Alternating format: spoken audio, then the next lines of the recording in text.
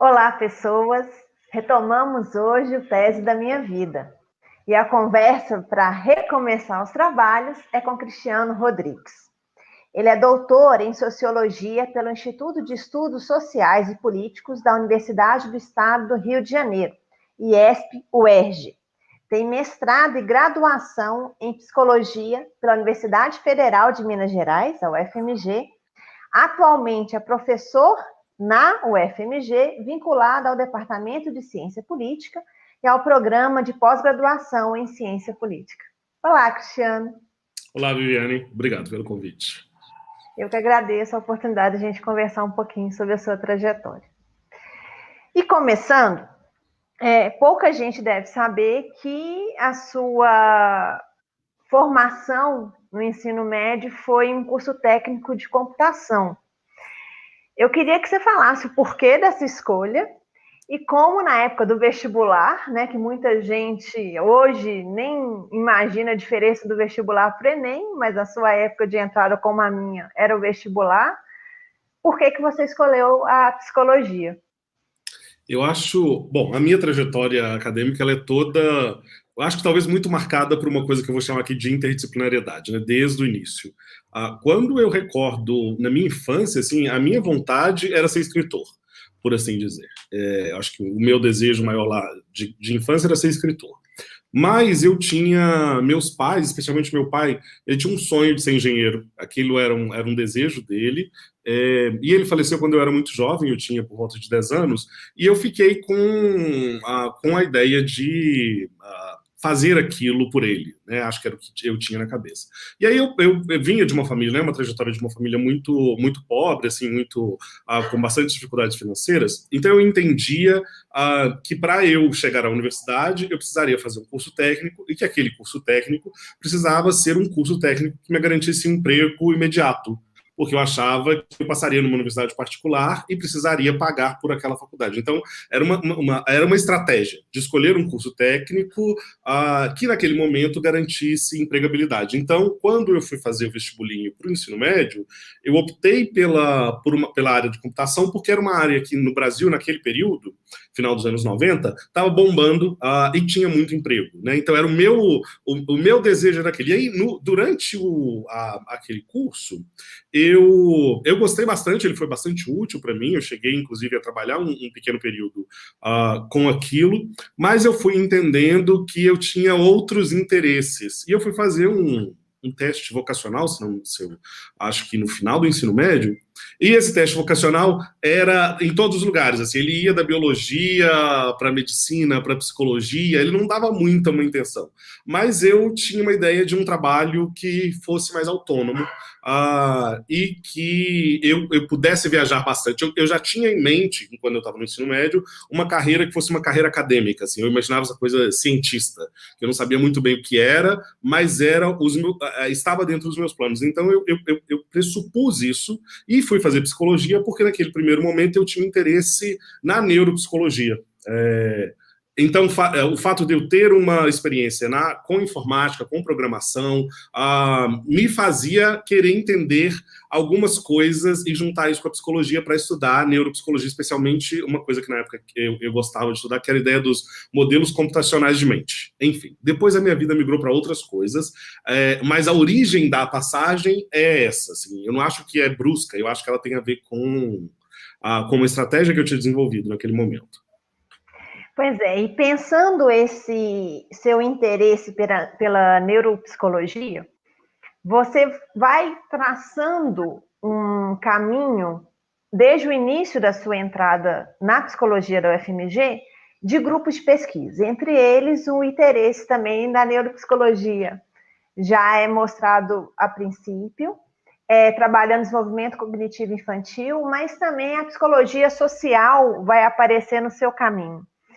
Ao mesmo tempo, a pesquisa com alunos de escolas públicas, né, principalmente adolescentes negros, mulheres que sofreram violência, o envolvimento com o movimento estudantil. Me conta um pouquinho como que essa trajetória sua na graduação, que teve tanta coisa, foi te ajudando não só a delinear essa trajetória profissional, mas também a te ver como pessoa, a te reconhecer no seu desenvolvimento mesmo, né, do que você gostaria de ter na sua vida.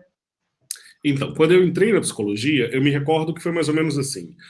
Um ano antes, ou no período do vestibular, eu fui assistir a uma palestra sobre acho que era sobre esquizofrenia na Faculdade de Medicina da UFMG. Então, eu acho que é importante demarcar isso, né? Eu tinha uma ideia de já querer ser acadêmico, de ter uma trajetória que fosse dentro da academia, e um pouco antes de prestar o vestibular, eu já frequentava alguns ambientes da universidade para meio que entender o que os professores, os acadêmicos ali faziam. Enfim, aí eu vi essa palestra, eu acredito que foi sobre esquizofrenia. Um dos professores que estava lá era um professor do departamento de psicologia que trabalhava na área de neurociência e neuropsicologia. Assim que que eu entrei no curso, eu bati na sala dele e falei: oi, meu nome é Cristiano, eu passei no vestibular e eu tenho interesse de trabalhar nessa área. E aí foi uma coisa mais ou menos assim: você é um menino muito, como é que eu posso dizer? Não era arrogante o termo, Eu mas ia um termo falar assim de cara de alguém. pau. Né? Precipitado, talvez, eu diria. E aí, mas parece que ele gostou daquilo e me chamou para trabalhar como voluntário. Então, esse era um ambiente em que você trabalhava um tempo como voluntário, depois tinha bolsa de iniciação científica. Ao mesmo tempo, quando eu entrei na universidade, eu, vindo da trajetória de vida que eu vim, dos lugares que eu vim, eu tinha uma experiência, eu tinha uma imagem da universidade que era muito distorcida. Então, quando eu cheguei, por exemplo, e naquele período eu era, acho que na minha turma, nós éramos 34, 35 pessoas, e haviam 2 ou 3 pessoas negras. Em toda a Fafiche, que foi onde eu estudei, tinham pouquíssimos estudantes negros. Aquilo me chamava a atenção, mas eu não sabia dizer o que era, assim, eu não tinha muito noção do que era o incômodo que aquilo me causava. Eu só achava que aquilo era estranho.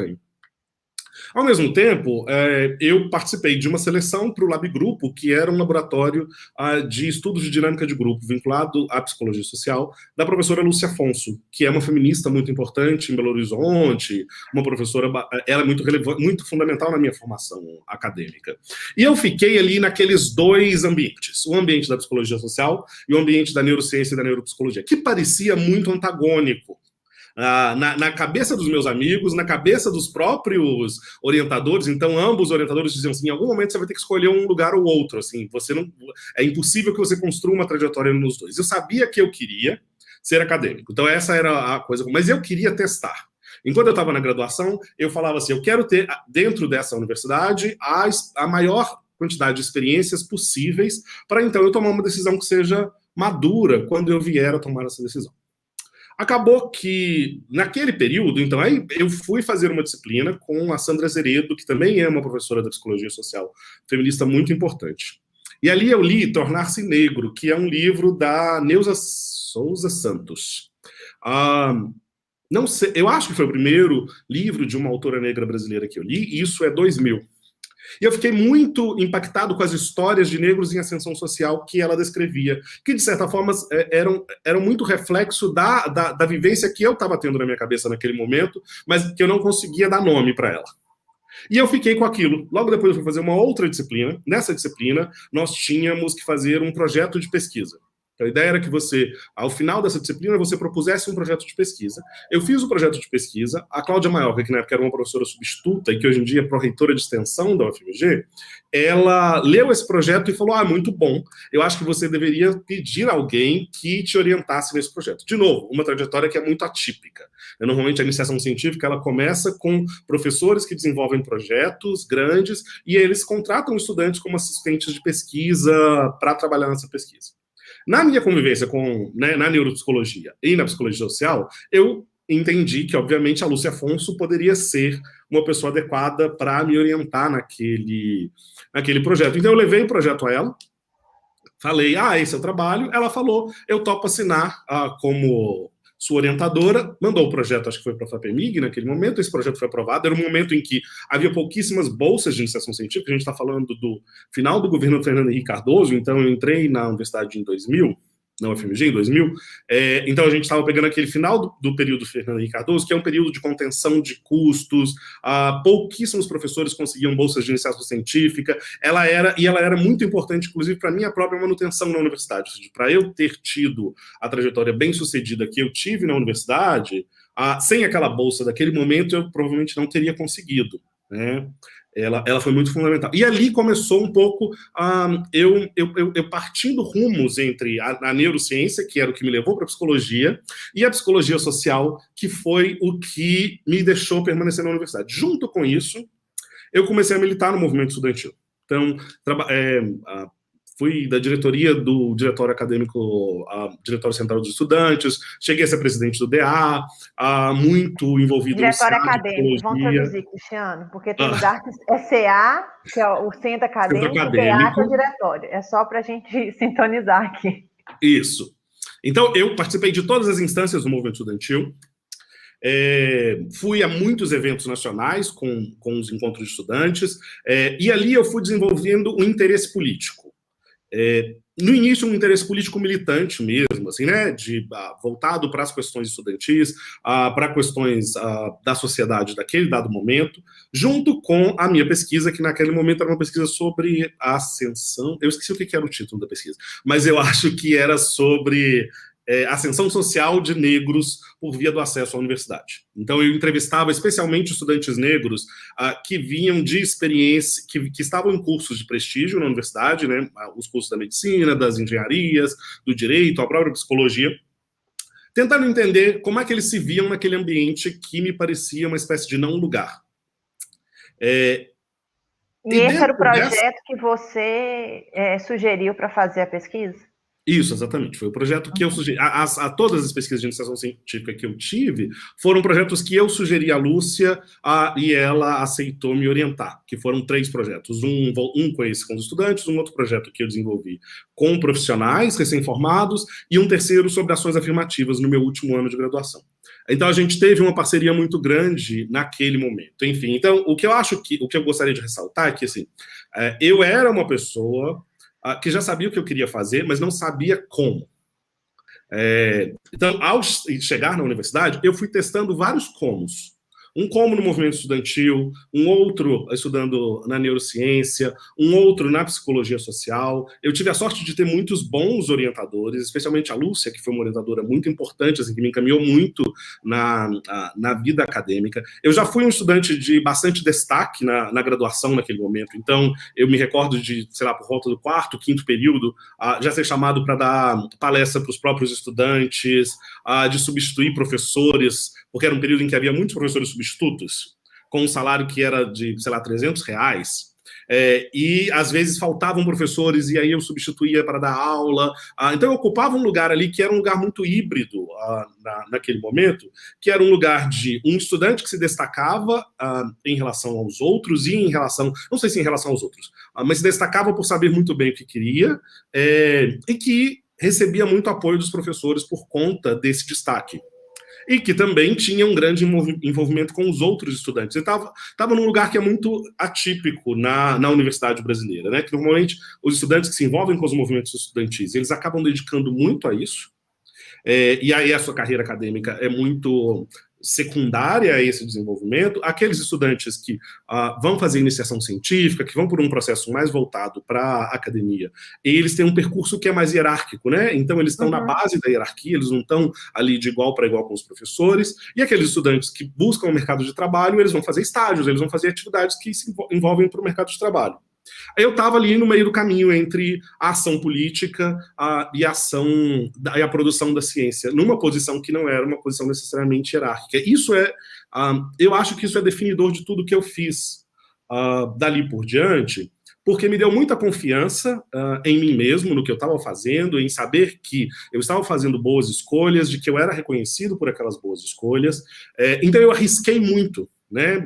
Se em algum momento a gente chegar a falar desse desenvolvimento da minha carreira, assim, eu fui arriscando muito, assim, mudando de área, mudando de universidade, assim, eu não tive muito esse apego pelas raízes e e por seguir um padrão muito comum de desenvolvimento acadêmico, porque eu tinha muita confiança de que eu saberia fazer bem diferentes tipos de coisas, assim. Então foi uma graduação, para mim, ela é a base de muito do que eu faço ainda hoje, assim, embora eu nunca tenha atuado na psicologia, ela é cada vez mais residual nas coisas que eu faço. Eu entendo aquele ambiente como um ambiente que foi muito frutífero para mim. Foi o seu ponto de chegada para vários outros caminhos, né? Isso. E aí, continuando essa trajetória, você vai para o mestrado, na sequência da graduação, com a dissertação As Fronteiras entre Raça e Gênero na Cena Pública Brasileira, um estudo da construção da identidade coletiva do movimento de mulheres negras, sendo orientador Marco Aurélio Máximo Prado, que é uma referência no trabalho de movimentos sociais na psicologia. Né? Quando ele chega ao curso de psicologia, ao departamento, é uma novidade na discussão e você também se interessa por isso. Me fala um pouco como que foi o desenvolvimento da sua dissertação, porque você entrevistou várias ativistas importantes, referências no movimento de mulheres negras brasileiro, como a Luísa Bairros, Edna Roland, e é importante também, não só para quem estuda, né, sobre mulheres negras no Brasil, mas também no debate como que a academia e ativismo vão conversando e vão se complementando. Como que foi essa experiência? O que foi de difícil que você encontrou nesse caminho da pesquisa do mestrado? E o que foi o que você entende como uma grata surpresa, um grande presente nesse período? O mestrado também ele representa uma outra, é isso, né? Eu tenho momentos de continuidade e ruptura o tempo todo na minha vida acadêmica. Então eu estava ali, muito seguro nesse ambiente em que a Lúcia Afonso era minha orientadora, uma carreira acadêmica mais ou menos já delineada assim, para o futuro ali. E aí eu conheci o Marco Aurélio, acho que num evento fora de Belo Horizonte. Ele ainda não era professor da UFMG. E ele vinha com um debate sobre psicologia política, não a psicologia política que a gente conhece na ciência política hoje em dia, que tem muito a ver com o comportamento político, mas esse debate sobre os movimentos sociais, que era o que talvez me faltava ali na psicologia com a minha trajetória de militância no movimento estudantil, ou seja, faltava um pouco essa liga.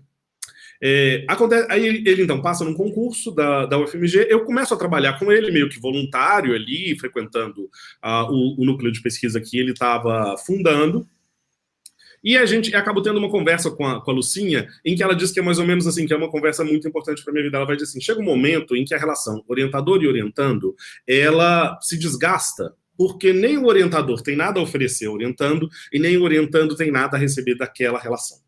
E que é importante que a gente saiba quando a relação chega nesse momento, e romper a relação naquele momento é boa, porque ambos sairão melhores dali. Ou seja, eu retirei daquela relação o que era essencial para a minha formação, a Lúcia conseguiu, ou ela retirou, ela produziu o que era importante para ela, mas daquele ponto em diante era mais reprodução do mesmo. E aí eu procuro o Marco, que tinha uma interface que eu desconhecia, que era a interface dos movimentos sociais. E nas minhas pesquisas, especialmente as duas primeiras pesquisas sobre ascensão social de negros, uma com estudantes, a outra com profissionais, ficou muito marcado para mim dois fenômenos que eram completamente... que eu ignorava completamente antes de ter entrevistado essas pessoas, que era a importância da participação coletiva. Então eram pessoas que vinham, por exemplo, as pessoas que tinham uma consciência política e uma interação com a sua posição racial, que eu considerava aquele momento mais sólidas, eram as pessoas que tinham tido participação política de alguma forma. Não necessariamente no movimento negro, pessoas que vieram, por exemplo, de movimentos de juventude de igreja, de movimentos estudantis, comunidades de bairro. Havia toda sorte de coletivos e movimentos sociais que deram a essas pessoas maiores possibilidades de se reconhecerem enquanto negras numa posição que não fosse uma posição tão dolorida. E a maioria das pessoas que tinham essa trajetória eram mulheres. E essas mulheres também revelavam um deslocamento muito problemático nas suas vidas, que é o que hoje em dia nós encontramos muito sobre a discussão do preterimento da mulher negra e vários outros, que era esse não lugar mais difícil, assim, a dificuldade dos afetos com os homens, fossem eles negros ou brancos, mas também a dificuldade de se encontrar entre as mulheres, porque a posição racial era muito determinante em como elas eram vistas dentro das organizações feministas ou mesmo entre as suas próprias colegas mulheres. Então eu quis produzir uma dissertação de mestrado que juntasse esses dois debates. E aí foi como eu entrei no mestrado, com uma pesquisa que nem era sobre o movimento de mulheres negras naquele momento. A ideia era pesquisar como mulheres negras interagiam no movimento de mulheres e no movimento negro. Eu sequer sabia que o movimento de mulheres negras existia quando eu comecei a desenhar o projeto. havia, na época que eu desenvolvi aquela pesquisa, acho que 4, 5 dissertações escritas a respeito disso. Lembra que não tem toda essa coisa da internet, é 2004 mais ou menos que eu entro, assim, era mais difícil encontrar os manuscritos, eles estavam muito mais isolados do que eles estão hoje. A produção do conhecimento sobre esse tema estava muito mais isolada do que estava hoje. Datilografados, né, nas bibliotecas. Você tinha que ir longas distâncias, enfim. Acabou que eu entrei, eu passei nesse mestrado. Um projeto muito atípico na psicologia, e eu passei em primeiro lugar nesse mestrado com esse projeto de pesquisa.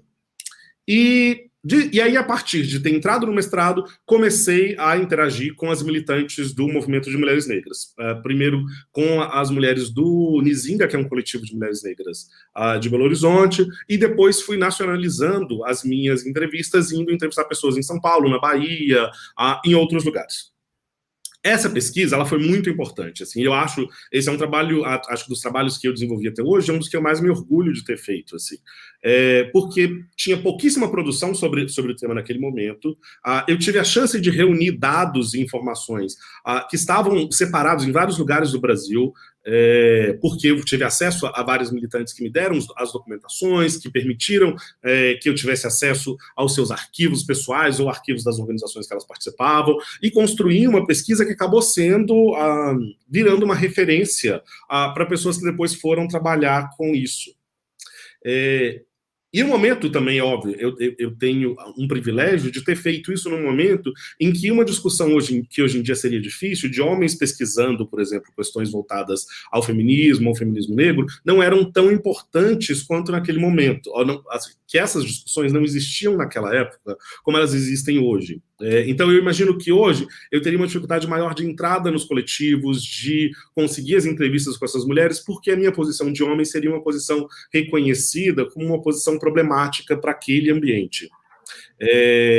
Então, é uma conjugação de vários fatores, né? Tem o fato de ser um trabalho relativamente novo, ou, né, que ainda não havia muita coisa produzida a respeito daquilo, e o momento em que esse debate, que se tornou mais conflitivo hoje em dia, ainda não era tão conflitivo naquele período. Então, ele foi fundamental para mim nesse sentido. E ele abriu as portas para várias coisas que eu fui fazer dali por diante. Assim, eu devo muito da minha carreira, eu entendo que a minha carreira ela é muito sustentada nesses dois momentos. Assim, o momento de orientação com a Lúcia Afonso e o momento de produção dessa dissertação. Eles me levam para lugares de pensamento científico e da interação entre perspectivas ativistas e produção de ciência que eu desconhecia antes. E que eu trago até hoje como elementos fundamentais ou basilares para o que eu faço. E, continuando a trajetória acadêmica, você vai para o doutorado, só que não mais na psicologia. Apesar de haver o tempo todo dessa relação na psicologia social, uma conversa, um diálogo com a sociologia, é no doutorado que você exatamente vai para essa área. Só que aí é outra instituição, né? Não era mais a UFMG, não era mais a psicologia, já era no Rio de Janeiro, trabalhando numa outra instituição, com outros debates, com outro grupo de pesquisa. E como que foi essa mudança?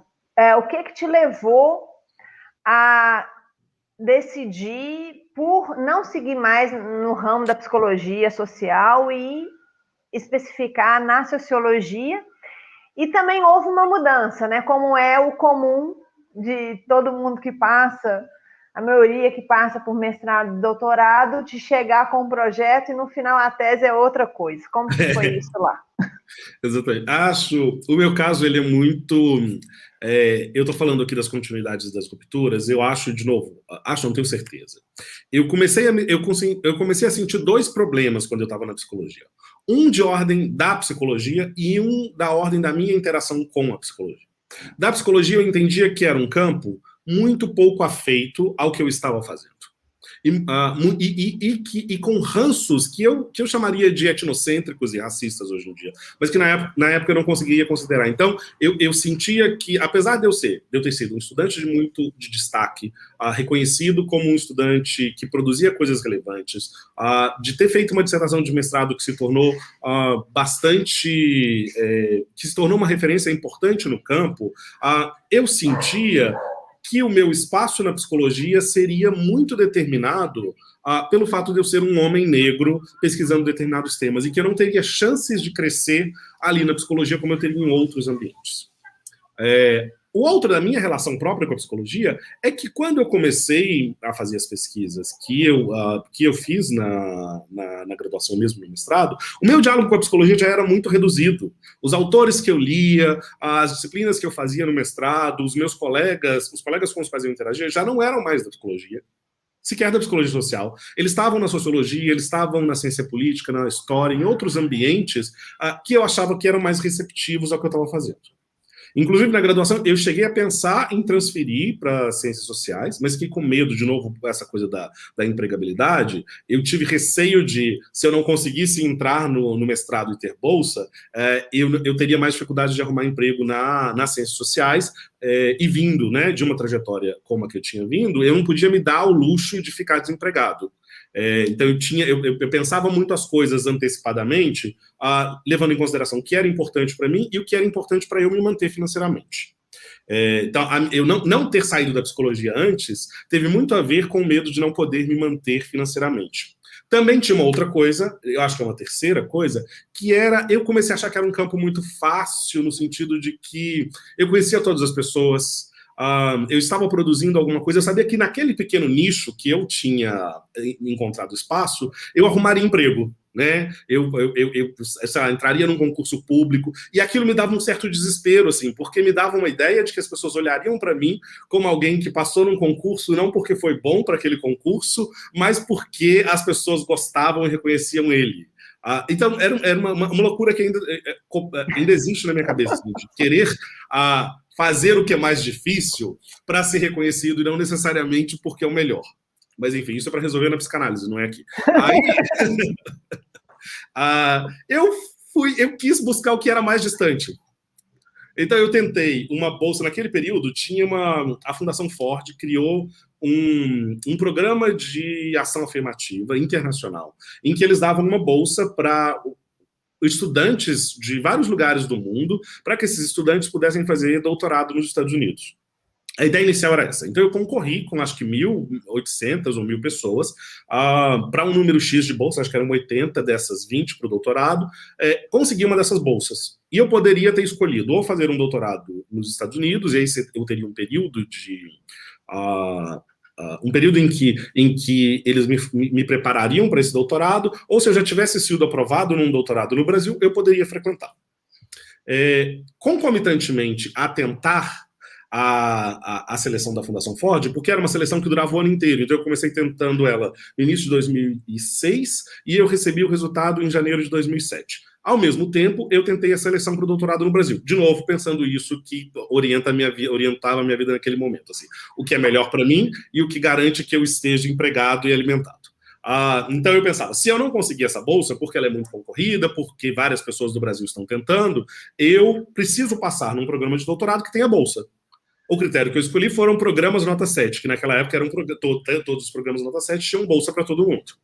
Então eu selecionei programas nota 7 que eram na sociologia e tentei neles. Foi basicamente isso. Assim, foi um critério que eu adotei para escolher o programa. E aí eu tentei em 3 programas. Mentira, 2. Eu tentei no programa da USP e o programa do IESP, porque eu ia tentar no programa da Unicamp, mas eu trabalhava na época, eu era professor de umas faculdades particulares, e eu não podia sair para poder fazer a prova, que era uma prova que durava muito tempo. E aí eu acabei sendo selecionado pelo programa do IESP, que na época era IUPERJ, chamava IUPERJ, né? Virou IESP no decorrer do período em que eu estive lá. Quando eu recebi a bolsa do doutorado, eu falei, não, já estou aqui. Já passei no doutorado, ele é reconhecido no Brasil, é no Rio de Janeiro, que é um lugar legal, eu vou ganhar $2.000 para poder ficar morando no Rio de Janeiro, nunca ganhei tanto dinheiro assim na vida, vou ficar aqui mesmo. Então, foi mais ou menos essa decisão. Ela teve um tanto de estratégia e um tanto de, é o que é. não era muito... E aí chegando, assim, o UPERJ é um lugar, e o UPERJ depois do IESP, ele é um lugar, eu diria que ele não é um lugar que me formou, eu já cheguei lá bastante formado, e eu fiquei muito pouco tempo ali naquele ambiente, porque depois eu acabei indo para os Estados Unidos, para a Colômbia, e fiquei muito tempo fora do Brasil. Quando eu já voltei pronto para defender o doutorado. Mas ele criou muitas conexões e muitas redes com a área das ciências sociais, que depois acabou sendo a área para onde eu vim trabalhar. E eu tinha uma pesquisa, eu não me recordo sobre o que era, eu acho que eu entrei no doutorado com um projeto que tinha a ver ou com ação política de juventude negra, ou que era uma continuidade do que eu havia feito na dissertação de mestrado, mas eu realmente não me recordo. Um ano depois de entrar, faltava mais ou menos um mês para a defesa de projeto, eu tive uma conversa com o meu orientador falou assim, Cristiano, não trabalho com isso, eu trabalho com estudos comparativos sobre a América Latina, eu não sabia que seu trabalho era sobre isso. Se você for continuar trabalhando sobre isso, acho melhor você arrumar um outro orientador. Mas se você voltar aqui com um trabalho sobre a América Latina, a gente continua o trabalho. Aí eu voltei para casa. E esse orientador é o José Maurício Castro Domingos da Silva. Isso, José Maurício Domingos. E aí eu voltei para casa, dei uma pesquisada nos outros orientandos do Maurício, o que eles faziam, a descobri que ninguém estudava Colômbia, li um pouco sobre a Colômbia, que também eu não sabia absolutamente nada sobre a Colômbia. Se alguém me pedisse naquele período para marcar a Colômbia no mapa da América Latina, eu não fazia a menor ideia, eu não sabia nada sobre a população da Colômbia. Comecei a pesquisar, coincidiu que havia um seminário no Rio de Janeiro, Brasil e Colômbia em perspectiva comparada, que era um negócio organizado pelo consulado. Aí eu fui, e tinham vários militantes afro-colombianos ali. Eu ouvi essas histórias, voltei para casa e escrevi um projeto.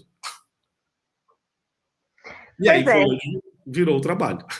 E anos depois, o trabalho virou livro. Né? Afro-Latinos em Movimento, Protesto Negro e Ativismo Institucional no Brasil e na Colômbia, lançado ano passado pela editora Apris. Isso. E é interessante perceber, e aí eu queria que você falasse um pouco sobre isso também, como que você faz de um zoom em mulheres negras, você vai para um ampliado de movimentos negros em 2 países da América Latina, porque também sai de um comum, que é a comparação Brasil e Estados Unidos. Só que você também vai para os Estados Unidos, né? Você passa um tempo lá no doutorado de sanduíche, na Universidade de São Francisco, faz o seu período também de pesquisa de campo na Colômbia. Aí eu queria que você falasse um pouco disso, como que é levar essas questões de pesquisa, essas indagações de um doutorado para outros países, o que traz, o que acrescenta, o que também você leva nesses contatos? Tá, eu diria, né, e em algum momento eu me encontro, porque até agora eu acho que assim, né, vai ser muito difícil para as pessoas que assistirem isso entenderem muito como é que a minha trajetória chega onde ela chega, assim, porque ela é muito solta, eu até falei antes, né, ela é meio caótica mesmo. Eu acho que eu trabalho bem no caos, eu me entendo bem no caos, não é um problema para mim, mas eu acho que é um problema para quem acompanha o que eu estou dizendo. Mas assim, vou tentar dizer o que eu acho que une tudo que eu faço. O que eu acho, onde está o elo de tudo que eu faço? Eu trabalho com teorias de movimentos sociais. Estou muito interessado em teorias que são empiricamente orientadas e interessado na relação entre movimentos sociais e Estado. Isso já estava, por exemplo, se eu volto para as pesquisas de iniciação científica, de certa forma isso já estava lá. Não no meu interesse, mas nas falas que ressoaram mais em mim das pessoas que eu entrevistei. Então elas estavam dizendo ação coletiva, institucionalidade, direitos políticos, sociais. Eu não estava tão interessado nas histórias individuais, de superação, etc., mas estava interessado no o que seria capaz de retirar dessas histórias individuais que servisse de exemplo coletivo. E foi aquilo que ficou para mim. Daí veio a ideia das teorias de movimentos sociais.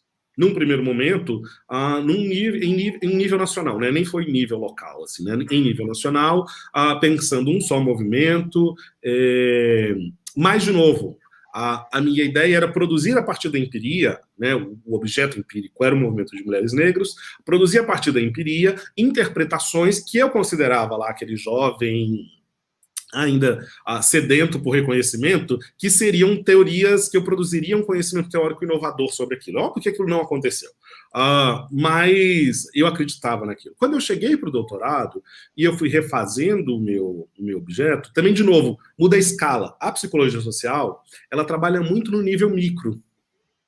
As suas interações, as suas explicações, elas são muito mais interpessoais e no nível da dinâmica coletiva, que é um nível mais fora das instituições. A sociologia, por outro lado, ela trabalha com uma noção de sociedade muito mais ampla. Acabou que eu tive que acoplar aqueles meus interesses para o campo científico que eu havia migrado para ele.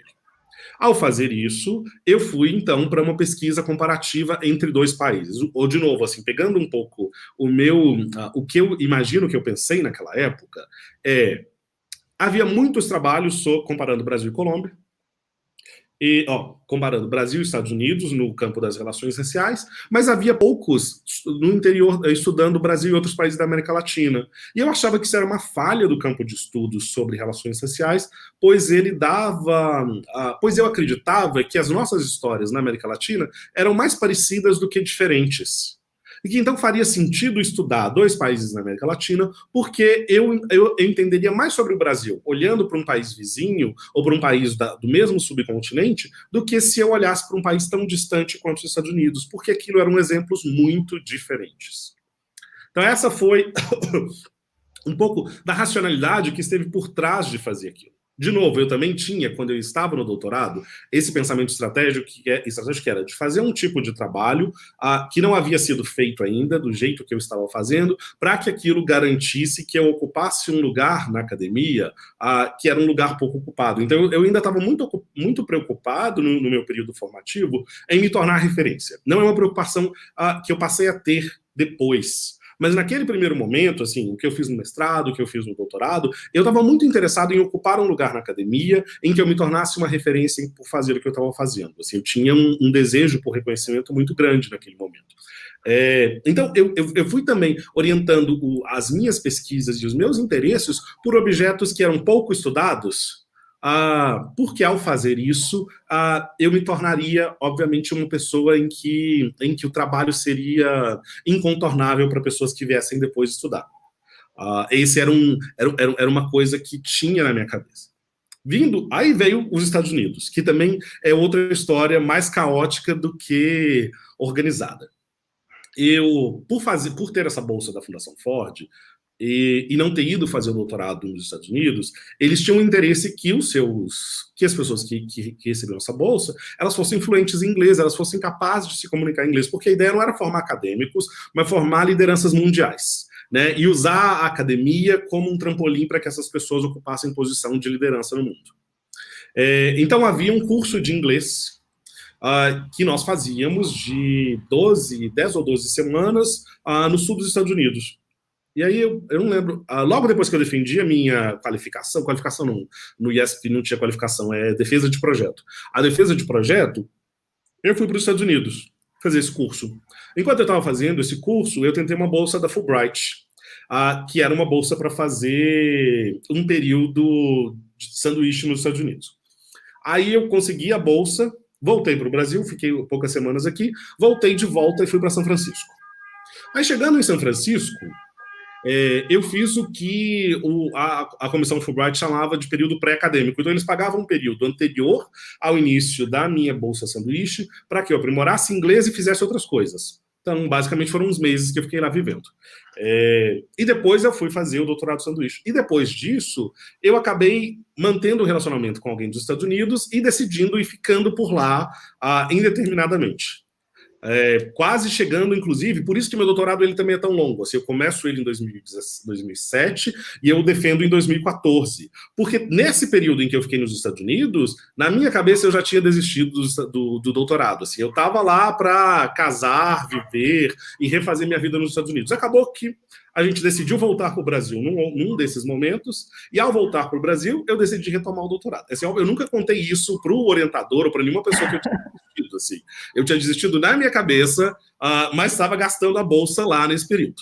Aí, quando acabou a bolsa, acabou tudo, e eu voltei para o Brasil, Eu retomei o doutorado, aí consegui uma outra bolsa, eu não lembro agora do que foi, acho que era um programa da Holanda, que dava uma bolsa para pesquisa Sul-Sul, Sul-Sul, Cooperação Sul-Sul, era uma bolsa de uma instituição holandesa. E aí, com essa bolsa, eu fui para a Colômbia e fiquei outros meses fazendo trabalho de campo, e foi aí que eu retomei o doutorado. Confuso. Mas deu certo. Aí, Cristiano, encerrando a nossa conversa, como que você me define a sua trajetória até aqui em uma palavra? Eu diria que se tiver que ser só uma palavra, eu vou dizer que é estratégia. Mas é estratégia e sorte. Então, eu vou dizer por que é estratégia. Assim, embora tudo que eu tenha dito aqui pareça muito caótico e desconectado, não é. Ou pelo menos não é na minha cabeça. Assim. Eu soube, quando eu estava, sei lá, na oitava, sétima série, que eu queria ser acadêmico. A partir dali, eu desenhei um pouco o que eu queria fazer para poder, sei lá, entrar na universidade. Então, vindo de onde eu vim, eu achava, entrar na universidade é difícil, vou entrar numa universidade particular, vou precisar trabalhar, vou precisar pagar por ela, então vou fazer um curso técnico, que esse curso técnico vai me dar um trabalho que garanta que eu passe, que eu frequente a faculdade e pague pela faculdade. E depois vou fazer outras coisas. Quando eu descobri que era possível passar numa universidade pública, aquela estratégia passou. Mas primeiro eu descobri que podia passar numa universidade pública de uma maneira meio por sorte também, que foi mais ou menos, fui tentar, na época chamava o negócio, chamava treineiro, eu fui tentar um vestibular como treineiro quando eu estava no segundo ano, e eu já passei para a segunda etapa e eu achei que o vestibular era uma coisa muito fácil. E falei, então não vou precisar mais ficar nesse curso técnico para poder fazer um curso noturno sei lá, numa Newton Paiva da vida, assim, eu posso fazer uma FMG. Mas foi sorte, assim, tipo, porque se eu tivesse deixado para fazer só no terceiro ano, eu só teria tentado a universidade particular. Aí eu entro na universidade, de novo, eu tenho uma estratégia. Quero fazer mestrado. O que é necessário para fazer mestrado? Fazer iniciação científica, participar de congresso, conviver num ambiente com professores, com outros estudantes que querem isso. Então, eu orientei a minha vida acadêmica para aquilo, mas, ao mesmo tempo, fui fazer outras coisas. Que eu entendia que não atrapalhavam o que eu estava fazendo, mas que adicionavam conteúdos que o que eu havia escolhido não era assim. A mesma coisa quando eu fui para o mestrado, né? Eu comecei a trabalhar como professor substituto, porque eu tinha medo de não passar no mestrado com bolsa e eu precisava de salário para me sustentar. Então, eu ia determinando um pouco a partir disso. No doutorado, também foi a mesma coisa. Idem em relação aos concursos que eu fui tentando, assim, né? Pensando antes quais eram os lugares que eu queria trabalhar, como é que, de repente, abri mão de estar no Sudeste, que foi o que eu fiz quando eu passei num concurso na Federal do Mato Grosso, na realidade significaria um trampolim para conseguir pontos em aspectos que as outras pessoas que tentam concurso não conseguem. Então tinha uma coisa assim muito determinada do que eu queria fazer, mas menos do como. E esse como teve muito a ver com sorte, oportunidade, privilégio. Assim. E eu só tenho a agradecer pela conversa, pelas parcerias, pela convivência e por a gente estar nessa luta de pesquisa, de trabalho, se ajudando, se ouvindo, dando apoio um para o outro. É muito bom fazer parte dessa sua trajetória e ter você na minha. Eu que agradeço. Foi um prazer ter você participando agora um pouco dessa minha vida caótica e da gente estar produzindo muitas coisas boas, eu acho, juntos, né? E aí, gente, terminamos aqui o nosso primeiro tese desse ano. Agradeço, Cristiano, por abrir os trabalhos e a gente volta. Esse semestre a gente vai fazer os encontros quinzenais. Vamos ter mais novidade por aí, mais gente sendo entrevistado, conversando e contando um pouco da caminhada. Tá bem? A gente se vê mais. Tchauzinho!